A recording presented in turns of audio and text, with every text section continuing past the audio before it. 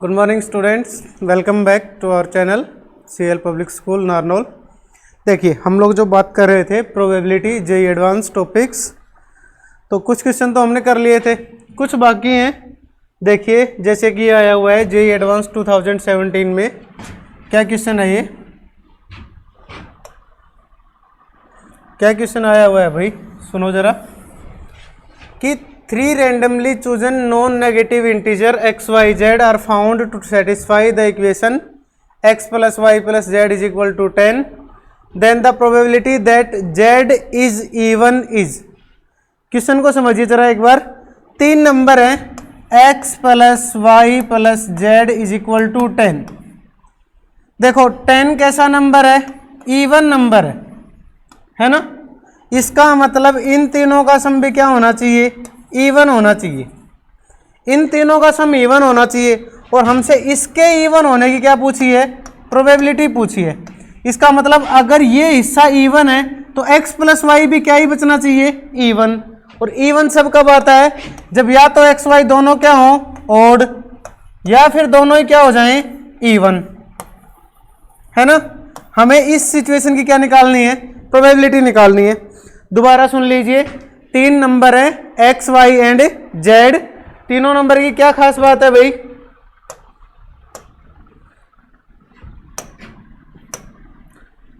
x, sorry इसमें तो दिखेगा ही नहीं,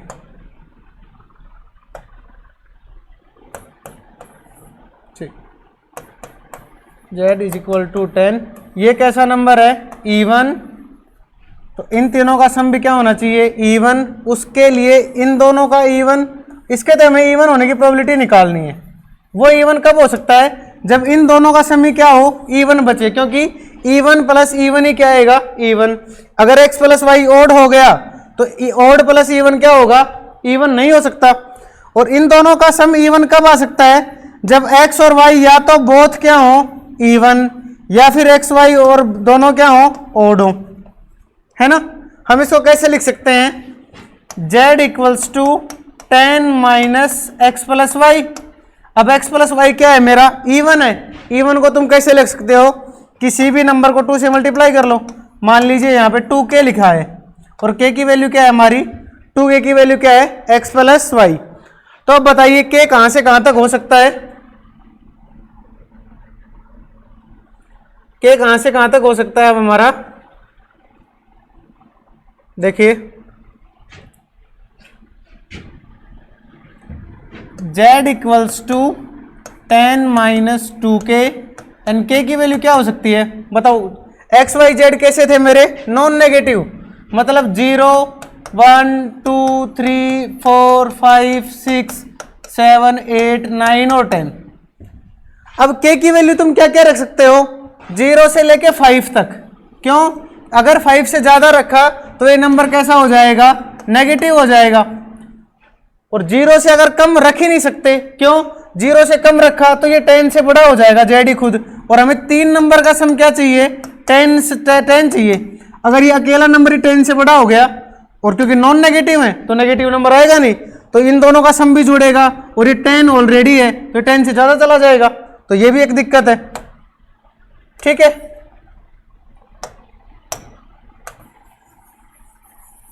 तो कैसे करेंगे अब इसको, z is equal to 10 minus 2k और k की वैल्यू क्या है हमारी, 0 to 5, ठीक है। अब क्या करेंगे इसके लिए बताइए, k की वैल्यू क्या हो सकती है, 0 1 2 3 4 5। जरा ध्यान दे के बताना, अगर मैं कहीं पे लिखूं x plus Y is equal to 10 minus 2k, इसके नॉन नेगेटिव सॉल्यूशन कितने होते हैं हमें पता है। ये क्या, ये चीज को कैसे लिखते हैं हम लोग, n। ये कितने हैं वो क्या होता है, r। और फिर नॉन नेगेटिव सॉल्यूशन का आंसर क्या आता है मेरा, n plus R minus 1 C R minus 1। क्या हो जाएगा बताइए, 10 माइनस 2k, प्लस में कितने लोग हैं, ये 2 पीपल हैं, माइनस 1 सी 2 माइनस 1, कितना हो जाएगा ये, 10 प्लस 2 12 माइनस 1 11 माइनस 2k सी 1, ये वाली वैल्यू आएगी, है ना। अब बताइए k की वैल्यू क्या क्या हो सकती है, 0 1 2 3 4 और 5, तो अब हमें सारे के लिए के को 0 रखना पड़ेगा, फिर कितना रखना पड़ेगा 1, फिर कितना रखना पड़ेगा 2, फिर कितना रखना पड़ेगा 3, और ये चलता रहेगा।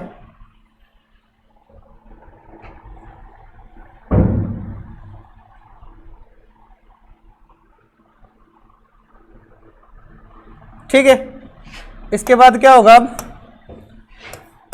सॉरी 10 नहीं 11 माइनस 2k C1, और k की वैल्यू कहाँ से कहाँ तक बताओ, 0 से लेके 5 तक।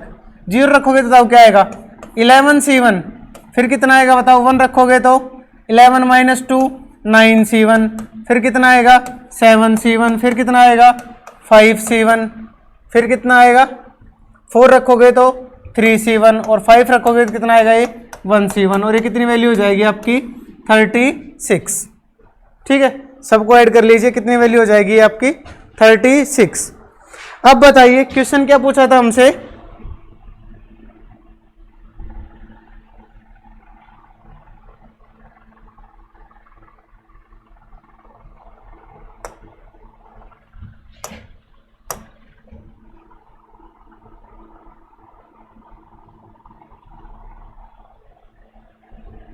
एक सेकंड वेट।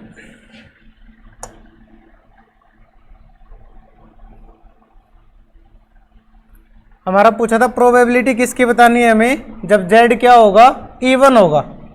अब बताइए टोटल केस कितने हैं, 36 केसेज आए, और इसके टोटल आंसर कितने होते हैं, वही फॉर्मूला फिर लगा लीजिए। n की जगह कितना है अब 10, r की जगह कितना है 3 माइनस 1 c, 3 माइनस 1 कितना हो जाएगा 12c2, और 12c2 का जो भी आंसर आएगा उसको किसके नीचे लिख दीजिए 36 अपॉन में 12c2 मतलब 12 फैक्टोरियल अपॉन में 2 फैक्टोरियल इंटू 10 फैक्टोरियल, तो कितना बचेगा मेरा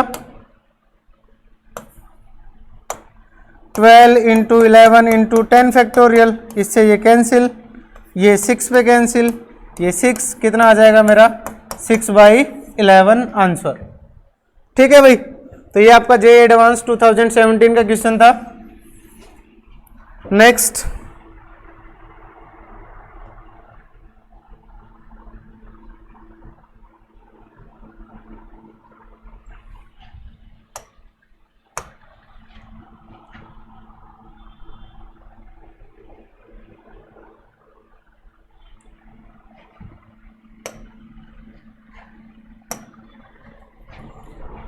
क्वेश्चन देखिए,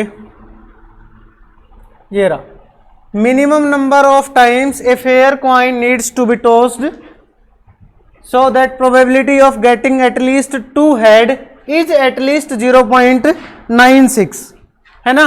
क्या कहना चाह रहा है ये हमसे कि क्या बताइए नंबर ऑफ टॉसेस बताने हैं कि कितने टॉस करने पड़ेंगे कि कम से कम 2 हेड आने की प्रोबेबिलिटी कितनी हो, कम से कम 0.96। अब बताइए कभी भी तुम कितनी भी बार किसी कॉइन को टॉस करो उसमें क्या होता है, या तो हेड आएगा या फिर क्या आएगा टेल, और हमेशा हेड आने की प्रोबेबिलिटी कितनी होती है 1/2, और टेल आने की प्रोबेबिलिटी क्या होती है 1/2। मान लीजिए आपने टॉस कितनी बार किया, n टाइम्स टॉस किया है, हमें रिक्वायर्ड प्रोबेबिलिटी चाहिए किसकी, एटलीस्ट 2 टाइम हेड चाहिए। इसका मतलब क्या हो गया, हमें 1 टोटल में से क्या माइनस कर दें हम, टोटल माइनस वो चीज जब एक भी बार ने हेड नहीं आया हो, मतलब नो हेड, फिर कितनी बार हेड आया हो 1 हेड। अगर टोटल में से ये माइनस कर दें तो क्या बचेगा बताओ, एटलीस्ट 2, है ना। टोटल प्रोबेबिलिटी कितनी होती है किसी भी चीज की 1 में से नो हेड आने की प्रोबेबिलिटी बतानी है। आपने n टाइम्स टॉस किया है, बाइनोमियल थ्योरम क्या कहती है हमारी, अगर किसी चीज का वो निकालना है, नंबर निकालना है कि सक्सेस कितनी चाहिए, तो हमें सक्सेस कितनी चाहिए, मान लीजिए हेड आना सक्सेस है और फेल होना क्या है, टेल आना क्या है हमारा फेल होना, तो क्या होगा इसका answer NCR P raise to power n minus R और Q raise to power r। ये कौन कहता है हमारा बाइनोमियल डिस्ट्रीब्यूशन। तो देखिए अब बताइए n टाइम्स टॉस किया है, कितनी बार ऐड चाहिए, एक भी बार नहीं चाहिए, NC0 1/2 की पावर 0, और टेल का भी पावर कितनी होती है 1/2 की पावर कितनी हो जाएगी n, प्लस 1 टाइम हेड का क्या होगा NC1 1/2 की पावर n-1 और 1/2 की पावर 1। ठीक है, इन दोनों को किस में से माइनस कर दीजिए, 1 में से माइनस कर दीजिए। और ये प्रोबेबिलिटी कम से कम कितनी होनी चाहिए, ग्रेटर देन इक्वल टू 0.96। 0.96 का मतलब बताइए अब। 0.96 का मतलब होता है अपॉन में कितना कर लीजिए 100, तो कितना आ जाएगा मेरा 24/25। ठीक है, इनको सॉल्व करेंगे तो ये आंसर क्या आएगा, n की वैल्यू आएगी आपकी 8। अब ये आंसर सिंपली हो सकता है, NC0 कितना होता है 1, इसकी बात ही हट गई, तो क्या बचेगा 1 - 1/2 की पावर n प्लस में NCn कितना होता है, NC1 कितना होता है n, ये भी 1/2 की पावर कितनी बचेगी n, greater than equal to 24/25। दोनों में से क्या कॉमन आ जाएगा बताओ, 1 - 1/2 की पावर n कॉमन आ गई, क्या बचा यहां से 1 और यहां से क्या बचा -n, greater than equal to 24/25। इसको इधर ले आओ, इसको इधर ले आओ, 1 - 24/25 क्या बचेगा बताओ,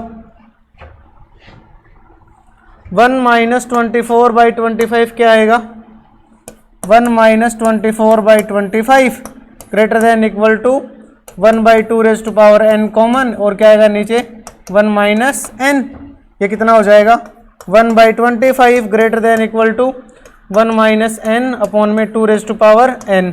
और 21 n के लिए सेटिस्फाई होगी सिर्फ और सिर्फ n इज इक्वल टू 8 के लिए। तो आपको कम से कम कितनी बार टॉस करना पड़ेगा, 8 टाइम्स टॉस करना पड़ेगा, ताकि आपके 2 हेड आने, कम से कम 2 हेड आने की प्रोबेबिलिटी कितनी होगी 0.96 या उससे ज्यादा। ठीक है भाई, चलिए नेक्स्ट पे चलते हैं।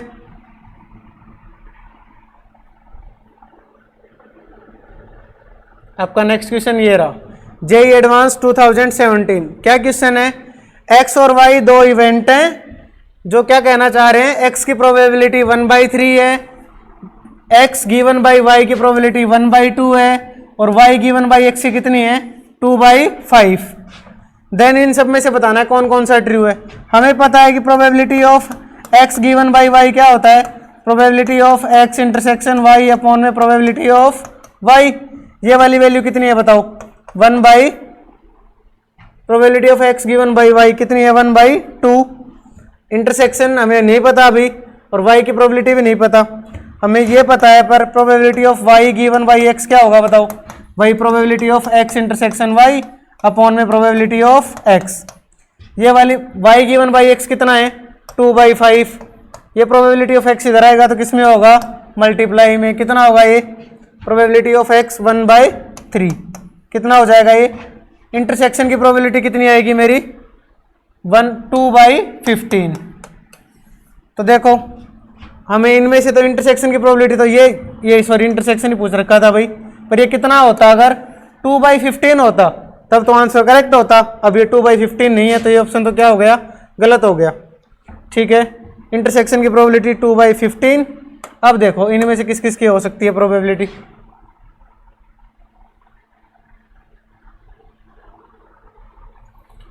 Probability of X dash given by Y क्या होगा बताओ, probability of X dash intersection Y upon में प्रोबेबिलिटी ऑफ वाई।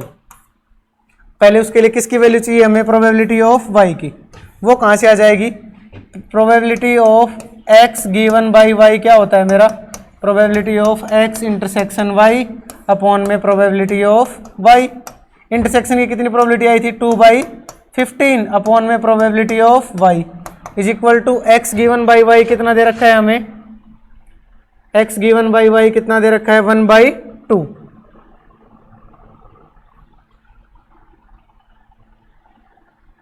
ये कितना दे रखा है हमें 1/2, तो ये इधर आएगा वो उधर चला जाएगा, क्या होगा probability of y is equal to क्या हो जाएगा मेरा 2/15 अपॉन में 1/2, ये 2 उधर मल्टीप्लाई हो जाएगा, कितना आ जाएगा ये 4/15। तो बताइए कौन सा ऑप्शन ठीक होगा इनमें से, प्रोबेबिलिटी ऑफ y कितना हो जाएगा 4/15, ये ऑप्शन क्या हो जाएगा आपका ठीक। और बताइए x यूनियन y क्या होता है, probability of X union Y क्या होती है? Probability of X plus probability of Y minus probability of X intersection Y.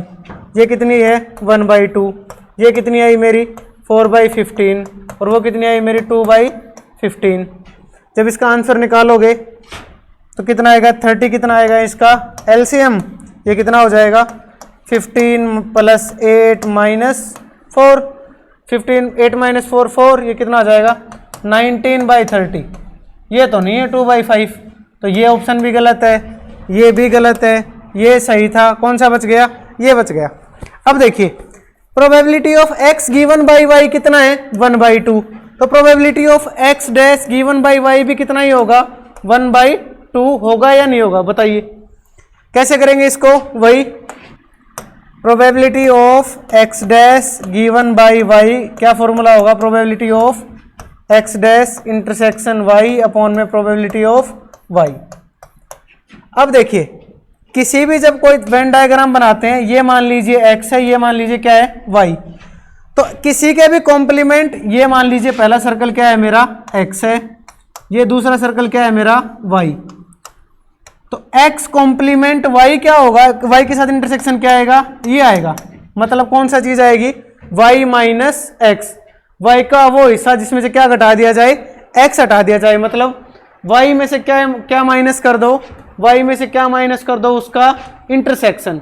4/15 में से क्या माइनस कर दो? 2/15। क्या बचेगा मेरा? 2/15। ऊपर वाले की प्रोबेबिलिटी तो 2/15 और y की कितनी थी? 4/15। 15 से 15 कैंसिल, कितना बचेगा? 2/4। कितना आ जाएगा ये? 1/2। तो ये ऑप्शन भी मेरा ठीक हो गया। ये गलत था, ये भी गलत था और ये ठीक। तो कौन कौन से ऑप्शन ठीक है? ए और डी, बी और सी क्या है मेरे? गलत हैं।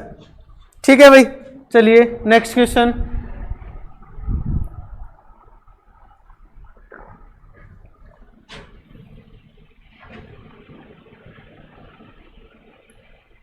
ये देखिए जेईई एडवांस, ये पिछले साल ही आया हुआ है 2020 में।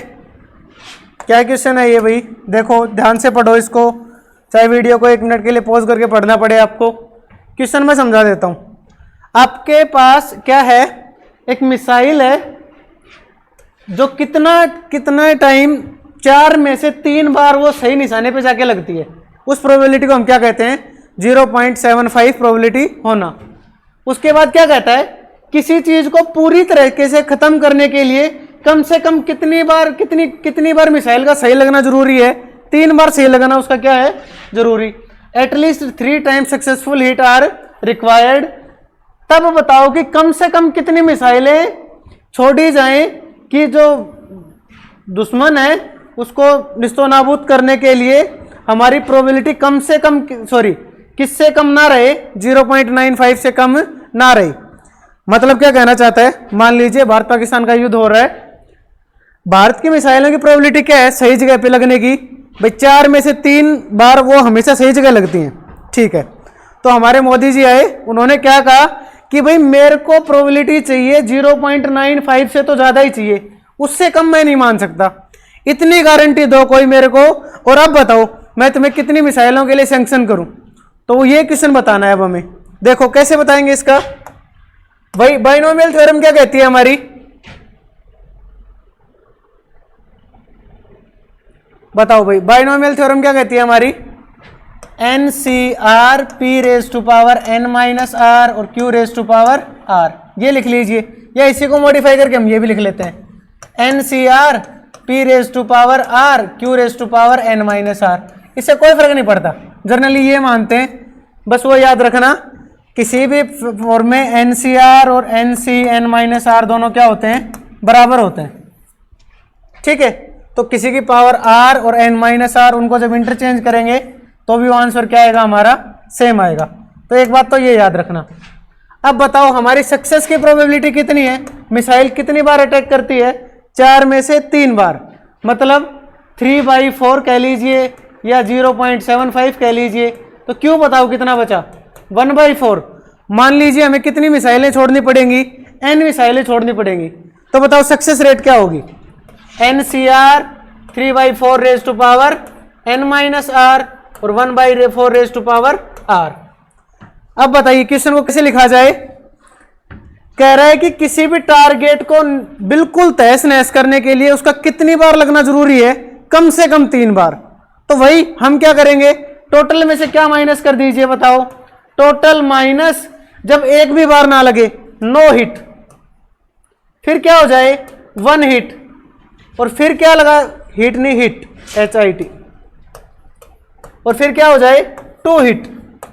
इन 3 केसेज में वो दुश्मन जो है वो पूरी तरीके से खत्म नहीं हो सकता है ना, उसको टोटल में से घटा दें तो क्या बचेगा बताओ, एटलीस्ट 3। और इसकी प्रोबेबिलिटी हमें किससे ज्यादा चाहिए, नॉट लेस देन 0.95 का मतलब बताओ, 0.95 से कम नहीं होनी चाहिए। इसका उल्टा मतलब क्या होता है, 0.95 हो सकती है या उससे ज्यादा हो सकती है। तो सिंबल तो क्या आएगा, ग्रेटर देन इक्वल टू 0.95।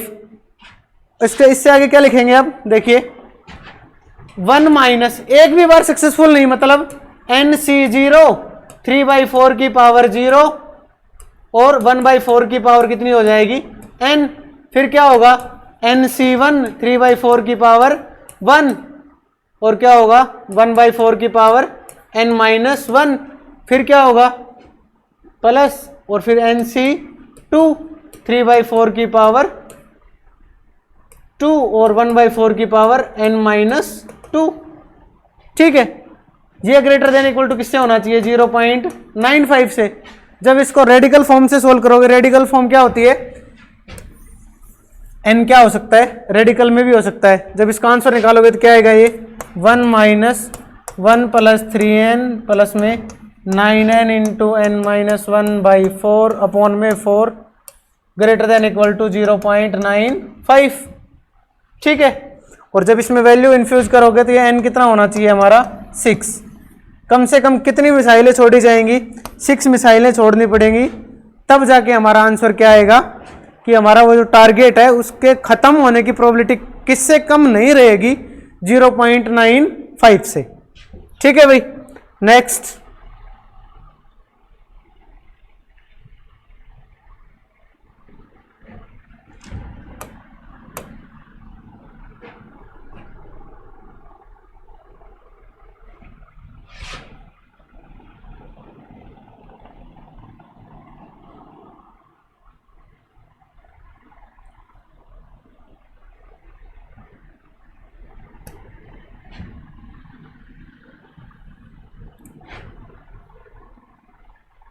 देखिए मेरे पास कितने, ये भी जेई एडवांस 2000, ये भी पिछले साल ही आया हुआ है भाई, जेई एडवांस में आया हुआ है।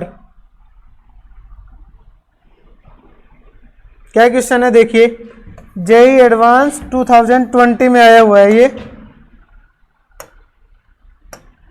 क्या क्वेश्चन है, सुनो। मेरे पास 2 तरह के सिक्के हैं, पहले सिक्के का नाम क्या है C1, दूसरे सिक्के का नाम क्या है C2। C1 और C2 दोनों बायस कॉइन है। बायस क्या होता है, जो पक्षपात करता हो, जो भाई एक साइड रहना ज्यादा पसंद करता हो, दूसरी साइड ना रहना पसंद करता हो। ये लोग कैसे बायस हैं कि पहले सिक्के में हेड आने के चांसेस कितने हैं 2/3, तो वही बताओ टेल आने के चांसेस कितने होंगे 1/3, है ना। दूसरे में हेड आने के चांसेस है 1/3, तो इसमें टेल आने के चांसेस कितने होंगे 2/3। ठीक है भाई, suppose alpha is the number of heads when C1 is tossed twice and mu is the number when heads appear when C2 is tossed twice independently। अलग अलग करना है अभी सबको टॉस।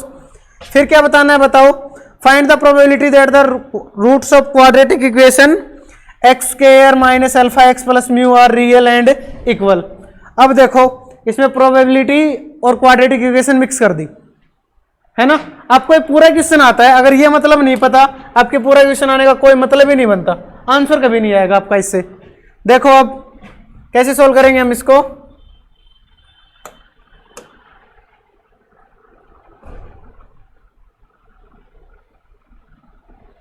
देखो C1 में हेड आने के चांसेस क्या हैं,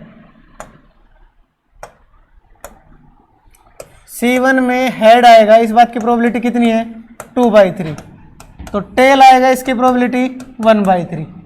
C2 कैसा है उसमें हेड कितनी बार आएगा 1/3, तो टेल कितनी बार आएगा बताइए 2/3। ठीक है, अल्फा क्या है, पहले C1 को 2 बार टॉस करेंगे और उसमें क्या बताएंगे नंबर ऑफ हेड्स। तो बताइए किसी सिक्के को 2 बार टॉस करने पे उसमें नंबर ऑफ हेड्स कितने हो सकते हैं, क्या पता हम 2 बार टॉस करें और उसमें एक भी बार हेड ना आए, उसको क्या कहेंगे 0 टाइम्स हेड आना। फिर क्या कहेंगे, किसी सिक्के को हमने 2 बार उछाला, उसमें एक बार हेड आया एक बार टेल आया, पर अब ये दिक्कत है कि कौन सी बार तो हेड आया, पहली बार हेड दूसरी बार टेल, या फिर पहली बार टेल और दूसरी बार हेड। तो इसके कितने केस बनेंगे, 2 केस बनेंगे, जब 1 हेड आएगा तब। फिर क्या होगा, क्या पता मेरा दोनों की दोनों बार क्या ही आ जाए, हेड आ जाए। तो एक बात बताइए, एक सिक्के को हमने 2 बार उछाला और एक भी बार हेड नहीं आया, इसका मतलब दोनों बार क्या ही आया है, टेल आया है। और पहले सिक्के में टेल आने की प्रोबेबिलिटी कितनी है बताओ, 1/3 इंटू 1/3, क्योंकि 2 बार उछालना है। ठीक है, 1 हेड की बताओ, एक हेड आया है पहली बार में आया या फिर कौन सी बार में आया, दूसरी बार में।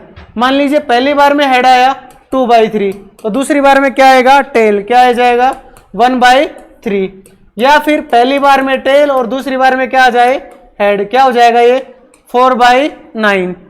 इसका आंसर कितना आएगा 4/9। 2 हेड आने का 2/3 इंटू 2/3 कितना हो जाएगा, ये भी 4/9। तो आंसर क्या क्या आ गया अल्फा के लिए,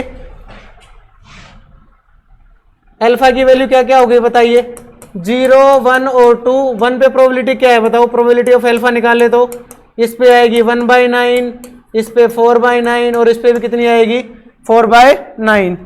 ऐसे मेरा बीटा के लिए निकालें, म्यू क्या है मेरा, वही 0, 1 और 2 हो सकता है। और प्रोबेबिलिटी ऑफ म्यू, एक बार टेल आने की बताइए, म्यू है नंबर ऑफ हेड्स ही है, ये भी नंबर ऑफ हेड्स ही है भाई। तो अगर एक भी बार हेड नहीं आया मतलब दोनों बार क्या आया है, टेल आया है, और C2 में टेल आने की प्रोबेबिलिटी क्या है 2/3, तो यहाँ क्या हो जाएगा 2/3 इंटू 2/3 4/9, 4/9 और 2 बार हेड आएगा इसमें मतलब 1/9 ये होगा। अब देखिए मेरी क्वाड्रेटिक इक्वेशन क्या है, x² minus alpha x plus mu. इसके रूट बताओ, इक्वल और रियल कब होते हैं, जब इसका डिस्क्रिमिनेंट कितना हो 0। डिस्क्रिमिनेंट का फॉर्मूला क्या होता है, b² माइनस 4ac का क्या होना जरूरी है, 0 होना जरूरी है। यहाँ पे b कौन है, अल्फा, तो α² minus 4 mu is equal to 0। इसका मतलब α² इज इक्वल टू 4 म्यू। ये चीज कब पॉसिबल हो सकती है, इनको देख के बताइए, अल्फा भी 0 और म्यू भी 0, तब ये इक्वल हो सकता है। मतलब 0, 0 पे, या फिर अल्फा तो कितना हो 2 और म्यू कितना हो 1। इन्हीं 2 केसेस में ये क्या हो सकता है, α² इज इक्वल टू क्या हो सकता है 4 म्यू। अब बताइए 0, 0 ले लें तो अल्फा 0 मतलब 1/9, म्यू 0 मतलब 4/9। एक केस तो ये हो गया। दूसरा केस क्या है, अल्फा तो 2 हो, 2 मतलब 4/9 और ये क्या हो 1 हो, 1 में कितना आएगा 4/9, क्या हो जाएगा बताइए 4/81 प्लस में 16/81, 16 प्लस 4 20/81। ये लीजिए आपका फाइनल आंसर। ठीक है भाई, दोबारा सुन लीजिए एक बार चाहे क्वेश्चन को जरा फास्ट में। 2 टाइप के सिक्के थे, दोनों बायस हैं। पहले में हेड आने के चांस 2/3 हैं, तो टेल आने के कितने हो जाएंगे 1/3। C2 में क्या होगा 1/3 किसके हैं, हेड आने के हैं, तो टेल आने के 2/3। अल्फा किसको कह रखा है, C1 को 2 बार उछालेंगे, जो नंबर ऑफ हेड्स आएगा उसको अल्फा कहेंगे। C1 को उछालो, C2 को किसी को उछालो, 2 बार उछालोगे तो नंबर ऑफ हेड क्या आ सकते हैं, या तो 0 या 1 या फिर 2। 0 और 2 के एक एक केस हैं, 1 के 2 केस हो जाते हैं। क्यों, 1 में ये नहीं पता होता कि 1 हेड और 1 टेल है, तो कौन सा पहले और कौन सा बाद में है। अब इनकी रिक्वायर्ड प्रोबेबिलिटीज निकाल लीजिए। ठीक है, फिर हमारी ये क्वाड्रेटिक इक्वेशन का कॉन्सेप्ट लग गया क्या, कि किसी के रूट रियल और इक्वल कब होते हैं, जब उसका डिस्क्रिमिनेंट क्या हो 0। तो ये तीनों ऑप्शन से हमारा ये डिस्क्रिमिनेंट 0 कब आ सकता है, तब 0, 0 हो या फिर क्या हो 2, 1 हो। ठीक है भाई, हमारा बस लास्ट क्वेश्चन बाकी है इसका, देखिए लास्ट क्वेश्चन पे चलते हैं।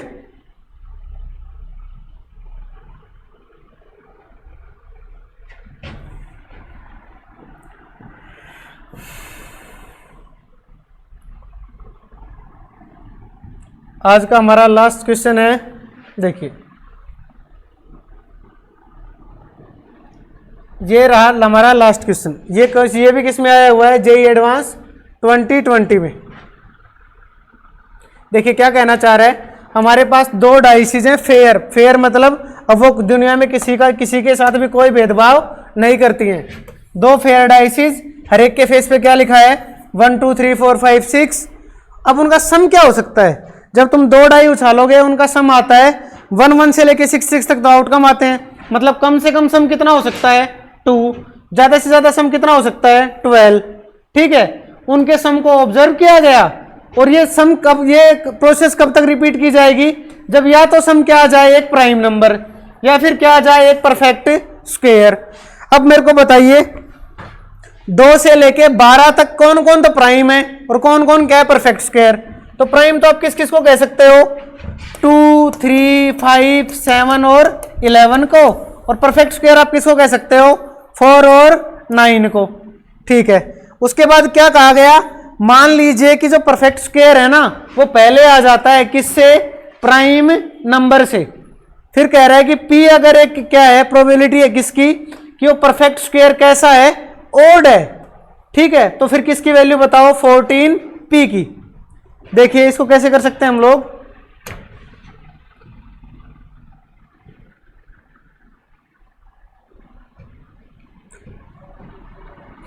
1 1 से लेके कहां तक आउटकम आएंगे मेरे, 6 6 तक। सम कहां से कहां तक हो सकता है बताओ, 2 से लेके 12 तक, जिनमें से प्राइम कौन कौन है, 2 3 5 7 और 11। 2 के कौन कौन से केस होते हैं, 1 1। 3 का कौन होता है, 1 2 और 2 1। 5 का कौन होता है बताइए, 1 4 4 1 2 3 और 3 2। 7 का कौन होता है बताइए, 6 2 2 6 4 3 3 4 5 2 और 2 5। और 11 कौन होता है बताइए, 6 5 और 5 6। कितने केस हो गए टोटल, ये 15 केस होंगे आपके। ठीक है, तो प्राइम की प्रोबेबिलिटी क्या होगी बताओ, 15/36। और प्रोबेबिलिटी ऑफ परफेक्ट स्क्वायर बताइए। अब परफेक्ट स्क्वायर क्या होगा बताइए, परफेक्ट स्क्वायर क्या होगा, 4 या 9। 4 का कौन कौन होता है बताओ, 1 3 3 1 और 2 2। 9 का कौन कौन होता है, 6 3 3 6 5 4 और 4 5। कितने केस हो जाएंगे, 7। किस में से, 36 में से। तो अब आपको ये दो प्रोबेबिलिटी तो याद रखनी है। अब बताइए ओड परफेक्ट स्क्वायर कितने होंगे, ओड परफेक्ट स्क्वायर तो कौन ही होगा, ओड परफेक्ट स्क्वायर कौन होगा बताओ, 9। तो क्या हो जाएगा, फेवरेबल अपॉन में टोटल। फेवरेबल क्या है बताइए, कह रहा है कि सम जो है वो परफेक्ट स्क्वायर पहले आएगा, प्राइम बाद में आएगा। तो पहली बार परफेक्ट स्क्वायर आ जाएगा, इसकी बताइए प्रोबेबिलिटी। परफेक्ट स्क्वायर कितने हैं, पर ओड परफेक्ट स्क्वायर कितने हैं, 1।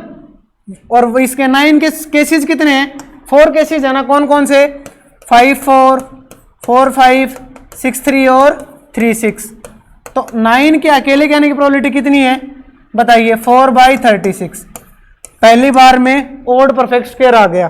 पहली बार में ओड परफेक्ट स्क्वायर नहीं आएगा तो कौन आएगा, फिर प्राइम नंबर्स का सम आ सकता है। कितना आ जाएगा, 15/36। दूसरी बार में आ जाए तो क्या आ जाएगा, 4/36।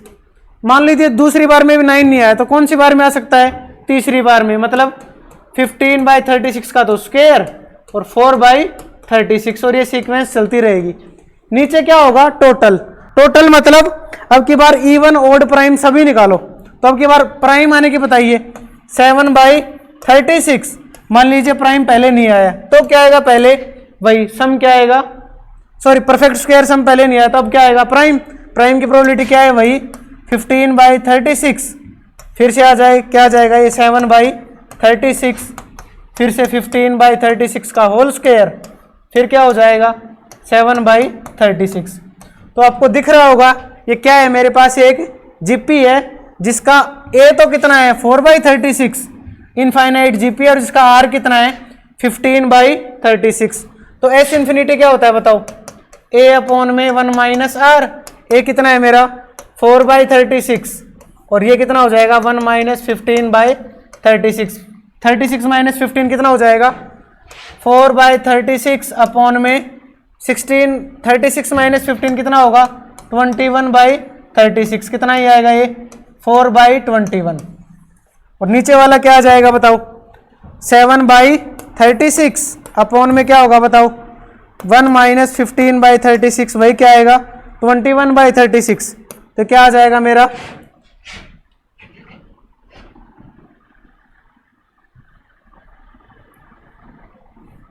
Probability of odd perfect square क्या हो जाएगा बताओ भाई। भाई ओड परफेक्ट स्क्वायर के आने की तो कितनी है 4/21 और उसके और सम प्राइम सब कुछ आने की प्रोबेबिलिटी कितनी है 7/21। 21 से 21 कैंसिल, क्या आ गया 4/7। आपसे आंसर किसका पूछा है इन्होंने 14p का। p की वैल्यू को मल्टीप्लाई करो 4/7 से, कितना आ जाएगा आपके पास 8 आंसर। ये क्वेश्चन आपका 5 मार्क्स का है। ठीक है, एक बार स्पीड से समझ लीजिए। 2 डाई थी, दोनों को उछाला गया, क्या क्या आना चाहिए, या तो सम प्राइम होना चाहिए या सम क्या होना चाहिए परफेक्ट स्क्वायर।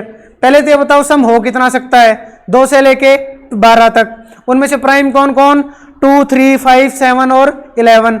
सबको जोड़ो कौन कौन 2 कब आएगा, 3 कब आएगा, 5, 7, 11 कब आएगा। कितने केस आएंगे 15 केस आएंगे। प्रोबेबिलिटी बताओ प्राइम होने की 15/36। अब आती है परफेक्ट स्क्वायर की। परफेक्ट स्क्वायर कौन कौन 4 और 9, इसके कितने केस बनेंगे 7/36। अब हमसे पूछी क्या थी कि कह रहा है कि सम पहले परफेक्ट स्क्वायर आएगा किसके होने से पहले, प्राइम के आने से पहले। तो हम वही केस करते हैं भाई, पहली बार में हम जीत जाएं, पहली बार में नहीं जीते तो पहली बार में हारेंगे, दूसरी बार में जीतेंगे, दूसरी बार में नहीं जीते तो पहली 2 बार में हारे, तीसरी बार में जीते। यहाँ पे हारने जीतने का मतलब क्या है, जीतने का मतलब है मेरा प्राइम आ जाना, सॉरी परफेक्ट स्क्वायर आ जाना, और हारने का मतलब है मेरा क्या आ जाना प्राइम आ जाना। तो 2 मेरे पास जीपी बनेंगी और उन दोनों जीपी का सम कितना हो गया मेरा एक का आएगा 4/21, एक का कितना आएगा 7/21। कितना आ जाएगा ये 4/7 और इसको 14 से मल्टीप्लाई करोगे तो कितना आंसर आएगा मेरा 8। ठीक है, तो आज की वीडियो इतनी है हमारी। Thank you. जितना हो उसके लाइक शेयर कीजिए इसको, और भी कोई भी डाउट हो तो जरूर बताइए। धन्यवाद।